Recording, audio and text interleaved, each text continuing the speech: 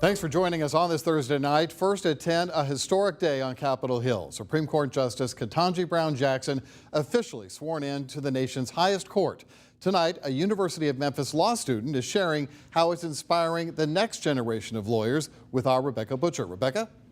Well, the swearing in of now Supreme Court Justice Kentaji Brown Jackson is making history in the U.S. Of course, you know this, but it's also making a huge impact on the future generation of law students right here in the city. I'll do the work. That's fine. That's kind of how I like to roll. Melba Martin is familiar with FIRST. My personal goal is to fundraise more for the school and for the students, so we can also have a portion where we could put more back into the community. The University of Memphis law student is the first Black woman president of the University of Memphis's Student Bar Association.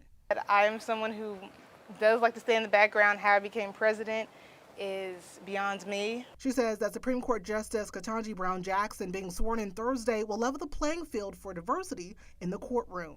Just happiness. In the middle of Supreme Court controversy, Martin says Jackson is a role model, saying she is signifying no boundaries for the Black community. We've been told as Black women especially that, you're in a box, but we're constantly getting role models like Justice Jackson. Showing law students like Martin, that could be me.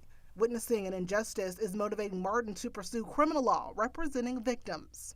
It just interests me a lot to see how people kind of use their power and their lack of knowledge to try to threaten other people. Helping to put justice on the right path. These Supreme Court decisions, it is always changing, unfortunately, and you always have to be prepared and always read up on all the new decisions.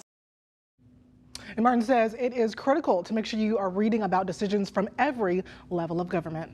True for all of us, I would say, Rebecca. Now, on everyone's mind still, of course, is Roe v. Wade. Did she have anything to say on the reversal that we learned about this week?